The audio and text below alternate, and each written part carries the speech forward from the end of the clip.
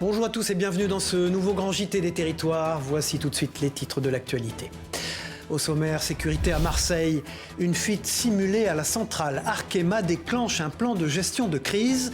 Notre partenaire sur place, La Provence, a pu suivre cet exercice dans la salle de crise. Un moment exceptionnel, habituellement interdit aux caméras que vous verrez donc. Nous nous rendrons ensuite en Côte d'Armor où le maire d'une commune a démissionné de son poste en signe de protestation contre la fermeture d'une classe dans l'école locale. Vous écouterez sa réaction au micro de notre partenaire TBO sur place. La Fédération française de ski a célébré ses 100 ans d'histoire marqués par des succès mondiaux. Retour sur ce centenaire avec notre partenaire sur place, 8 Mont-Blanc. Et puis à la fin de ce journal, nous irons en Moselle où chaque semaine, une université permet à qui s'y intéresse de s'initier au langage des signes. C'est notre partenaire Moselle TV qui est sur place. Le gaspillage alimentaire est un des fléaux de notre société. C'est la raison pour laquelle une banque alimentaire éphémère a ouvert ses portes au pied des remparts de Saint-Dizier. Un moment d'échange qui a permis aux habitants de découvrir le fonctionnement de cette structure tout en sensibilisant au gaspillage et à d'autres enjeux, vous allez le voir. Reportage de Julien De Bruyne pour notre partenaire Puissance TV sur place. Au pied des remparts de Saint-Dizier, la solidarité s'invite. Une banque alimentaire éphémère a été installée pour une journée porte ouverte par la banque alimentaire Champagne Sud et Meuse. L'objectif, sensibiliser les habitants à l'importance de la solidarité tout en leur permettant de découvrir le fonctionnement de cette structure. En plus des distributions alimentaires, des ateliers de cuisine ont permis aux visiteurs de goûter certains produits offerts. Ça permet de faire connaître nos actions. Là, aujourd'hui, c'est bien axé sur la lutte contre le gaspillage avec nos associations partenaires. On s'oriente aussi sur des fruits ou des légumes qui ne seront plus très beaux, qui ne sont pas trop faciles à donner, mais qui peuvent encore servir à une sauce tomate. Et donc là, c'est les ateliers cuisine. Tout ça, là, c'est une pédagogie et c'est du lien social. Les enfants n'étaient pas en reste. Carrousel, jeux en bois, un clown pour les divertir et des friandises à savourer ont apporté une touche festive à la journée. Cette attention particulière pour les plus jeunes n'était pas anodine. L'idée était de transmettre les valeurs de solidarité dès le plus jeune âge. 6 associations partenaires de la Banque alimentaire étaient également présentes, renforçant ainsi la mobilisation collective autour de cette cause essentielle. C'est la première fois qu'elle se déroule au rempart et je trouve que c'est une super bonne idée. On connaît tous la banque alimentaire, mais c'est excentré du centre-ville et c'est pas facile d'y aller quand on n'est pas véhiculé. Donc ici, c'est très bien. Le bilan de cette banque alimentaire est une véritable réussite. La présidente ne cache pas son ambition, rééditer l'événement l'année prochaine avec l'idée d'élargir l'action en récupérant des aliments, des vêtements et bien plus encore. Une chose est sûre, le message de la lutte contre le gaspillage a bien été reçu. Un siècle de passion pour les sports d'hiver. Fondée après les Jeux Olympiques de 1924 à Chamonix, la Fédération française de ski a célébré ses 100 ans d'histoire, marqués par des succès mondiaux. Alors que nous nous tournons vers les Jeux de 2030 dans les Alpes, l'héritage de cette institution se renforce un peu plus encore. Regardez ce reportage signé Jules Demeur pour notre partenaire 8 Mont-Blanc. Le 15 octobre 1924 naissait la Fédération française de ski. En 100 ans, la pratique s'est révolutionnée, le sport, lui, s'est démocratisé.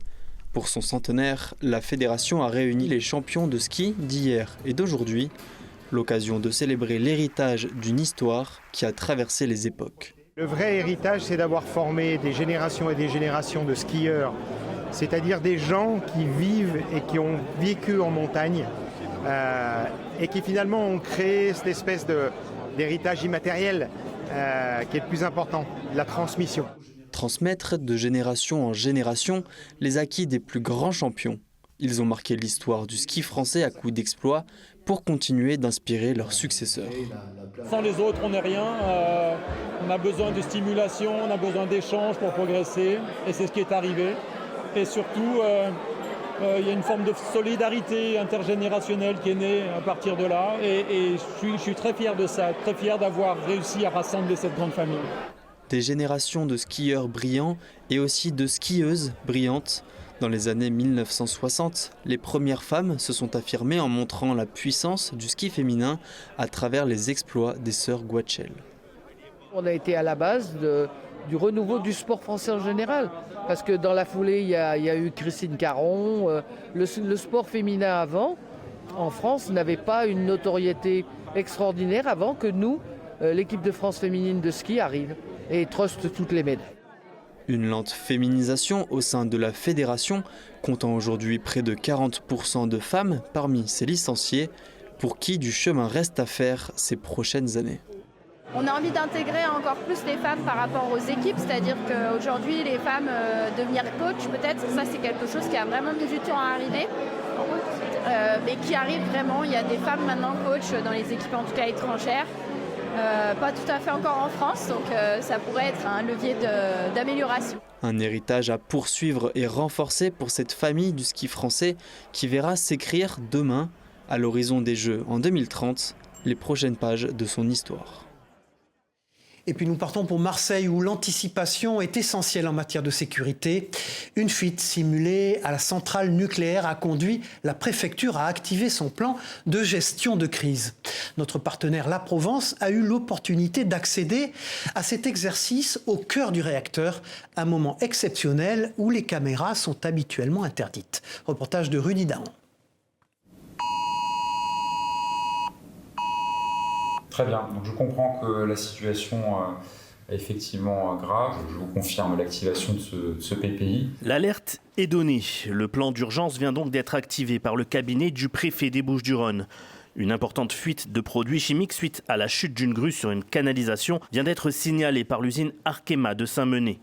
Le temps presse, il faut se rendre vers la salle de gestion de crise. Heureusement, il ne s'agit là que d'un exercice. Mais tout est fait pour se rapprocher au mieux des conditions réelles. Tous les services sont prévenus, les sirènes sonnent l'alarme et le dispositif FR Alert est activé sur tous les téléphones portables dans un périmètre de 3,5 km autour du lieu de l'accident. Abritez-vous immédiatement dans un bâtiment fermé. 2. Fermez les portes, les fenêtres, les aérations et les ventilations. 3. Consultez les médias et les réseaux sociaux. 4. Restez en lieu sûr jusqu'à la fin de l'année. Ça marche bien ce truc, hein? Vous voyez notre charrette? J'ai pas trop compris en fait. Ça t'a fait peur ou pas? Un petit peu. Mais après c'est bien parce que c'est une alerte, du coup s'il y a une vraie alerte, on est alerté. C'est la sonnerie qui fait peur. La sonnerie de l'alerte qui fait peur. Stressante. Ouais. Ça m'a fait bizarre, j'ai demandé à un agent qui était dans le magasin, et donc un équipier du moins, et qui m'a dit de ne pas m'inquiéter, que c'était juste une alerte. Très surpris parce qu'on se pose des questions. On croyait que c'est une alerte à la bombe presque. Oui, une alerte. Une population souvent surprise donc, bien que prévenue depuis plusieurs jours de l'exercice. Cette simulation grandeur nature aura donc permis de peaufiner les automatismes à mettre en place dans ce genre d'événement. À la fin de l'alerte, peu avant 13h, tous les services concernés semblaient satisfaits du dispositif. Le bilan est très positif pour nous puisqu'on a eu premièrement une montée d'alerte très rapide, quasiment immédiate à l'ensemble des services de l'État, une communication très forte via l'ensemble des outils dont on dispose, les sirènes déclenchées par l'opérateur directement, les sirènes SAIP que la sécurité civile peut déclencher sur la zone, donc qui ont été très largement entendues sur site, et puis aussi l'outil FR Alert qu'on a pu tester à cette occasion, qui envoie un signal à l'ensemble des personnes présentes dans le périmètre sur leur téléphone portable et qui ont pu avoir connaissance de l'exercice en cours et du risque industriel. Le deuil périnatal reste un sujet délicat en France qui touche pourtant de nombreuses familles. Stéphanie, une Martiniquaise de 40 ans, a tragiquement perdu son bébé quelques jours avant l'accouchement. Pour surmonter cette épreuve difficile, elle a rejoint une association qui participe à des groupes de parole pour échanger avec d'autres femmes ayant vécu des situations similaires. Un témoignage recueilli par notre partenaire via ATV sur place. Il y a 3 ans et demi, 15 jours avant son terme, Stéphanie ressent que son bébé ne bouge plus comme avant. Inquiète, elle s'empresse d'aller à l'hôpital avec son mari. Après une échographie, le médecin lui annonce la mauvaise nouvelle. Il a posé des mots très simples. Je suis désolée, le cœur de votre bébé s'est arrêté de battre, c'est terminé. Le temps de prendre conscience, ça met quand même quelques secondes à monter au cerveau. En fait, je me suis mise dans une posture où il fallait que j'accouche. Il fallait absolument que j'accouche. Il fallait absolument que ça s'arrête. Ce n'est qu'après mon accouchement que je me suis effondrée. Je me suis littéralement, effondrée. Je pense que je pleurais toutes les nuits. Après l'accouchement, s'en est suivi l'enterrement et le début d'un long processus de deuil. Si Stéphanie a pu bénéficier d'un congé maternité, ce n'est pas le cas de son compagnon. Pour affronter sa douleur, le couple commence à consulter un psychologue. Puis Stéphanie entend parler de l'association Étoiles en Ciel et se joint au groupe de parole. Les groupes ont été très bénéfique. Vraiment, moi, c'est quelque chose que je conseille à toutes les mamans, mais aussi à tous les papas qui ont plus de mal à parler, qui ont plus de mal à s'inclure dans ce type de processus. On parle à des femmes et des mères qui ont vécu la même chose que nous à un moment donné. Donc, la parole est juste et on reçoit en fait la douleur, mais aussi l'espoir. L'espoir de donner naissance à un enfant, mêlé à une part de risque dont on ne parle pas assez selon elle. La société nous explique que la grossesse, c'est la vie, que la grossesse, c'est la meilleure version, la meilleure partie qu'une femme peut vivre et que forcément, ça se passe bien, qu'on est heureux, qu'on sera heureux et qu'on vivra le plus beau jour de notre vie quand on va rencontrer notre bébé.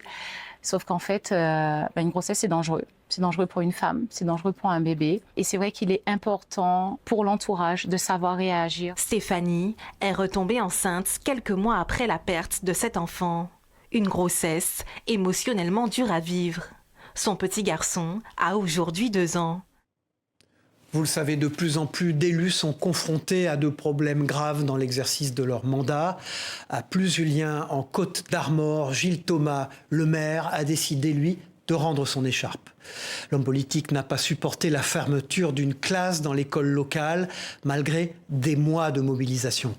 Un geste symbolique qui résonne fort, car 6 autres adjoints le suivent dans cette protestation.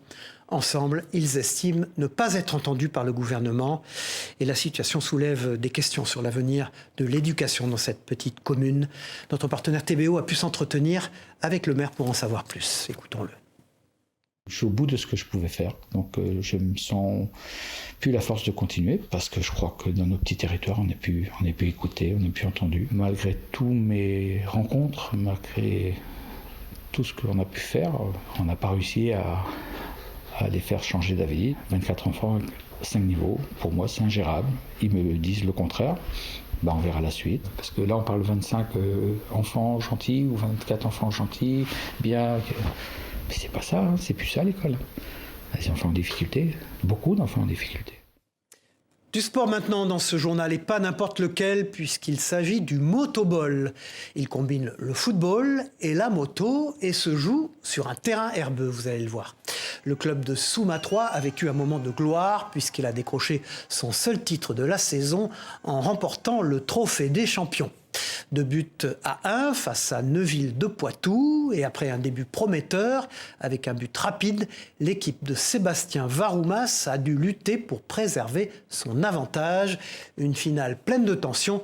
On écoute tout de suite le coach au micro de notre partenaire Canal 32 sur place. Ouais, une belle finale, je pense. Je pense que tout le monde a pris du plaisir, sauf moi. Mais ouais, vraiment une belle finale.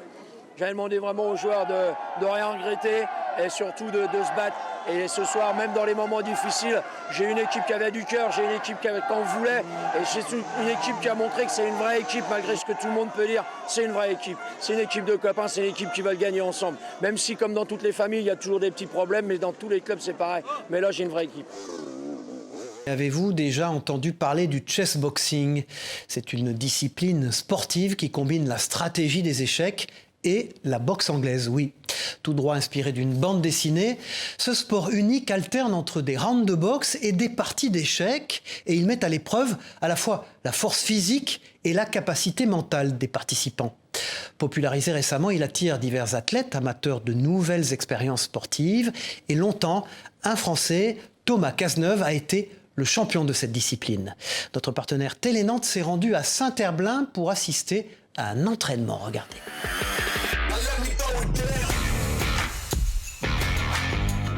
Comme tout le monde, oui, ça m'a surpris. Je pense que les gens ne s'attendent pas à l'existence d'un sport avec une hybridation entre la boxe anglaise et les échecs qui ont vraiment des stéréotypes très opposés l'un de l'autre. Un combat de chessboxing, c'est une alternance de rounds d'échecs et de rounds de boxe, 3 minutes chacune. Donc le combat s'arrête par KO ou par échec et mat. Il y a aussi une notion de temps. Le combattant qui n'a plus de temps à la pendule perd la partie, perd le combat. On appuie sur les pendules.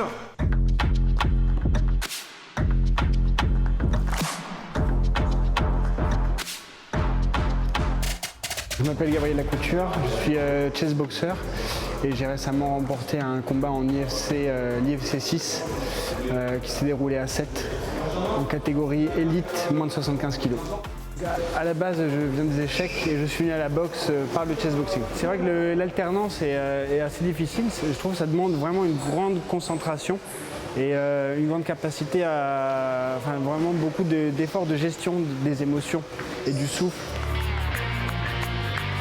On a la chance que la discipline soit représentée aux Olympiades culturelles. Et qu'est-ce que ça signifie pour le chessboxing?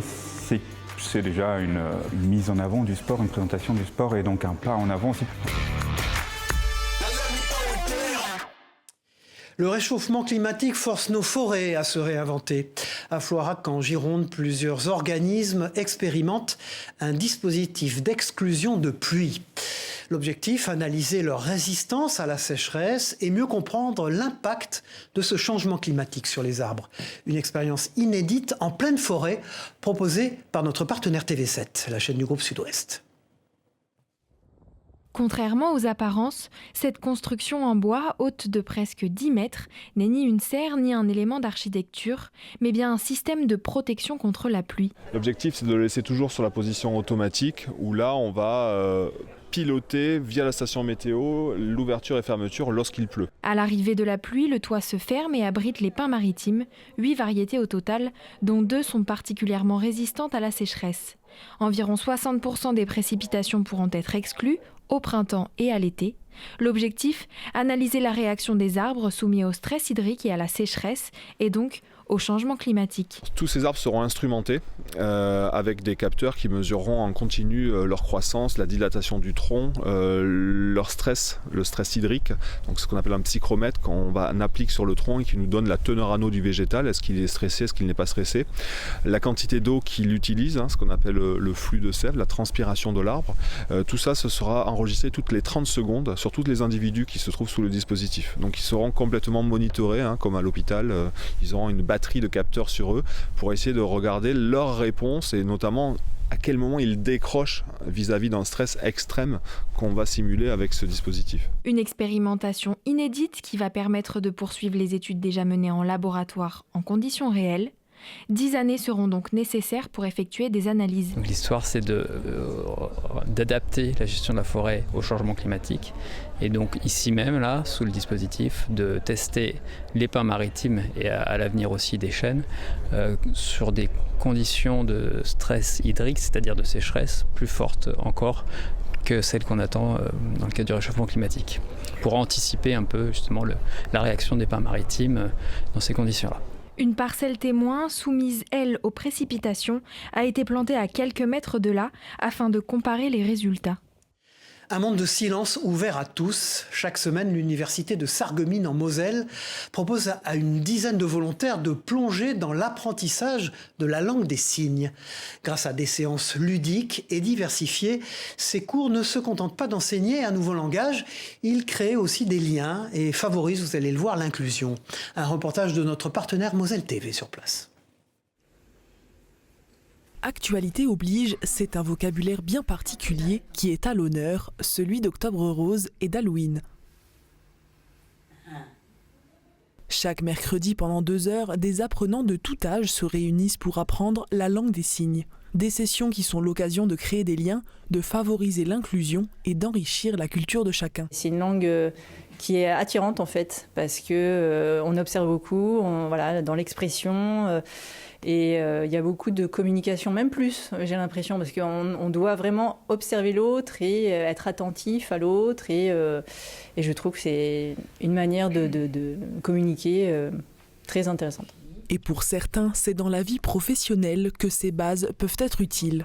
Pour moi, et par rapport à mon travail, c'est pour aider et essayer de rompre l'isolement social des personnes qui sont sourdes ou malentendantes pour pouvoir communiquer avec elles ou essayer de communiquer avec elles. Je suis amené à accompagner des personnes qui sont sourdes, profondes, et le fait de suivre la formation peut m'aider à communiquer plus facilement avec eux.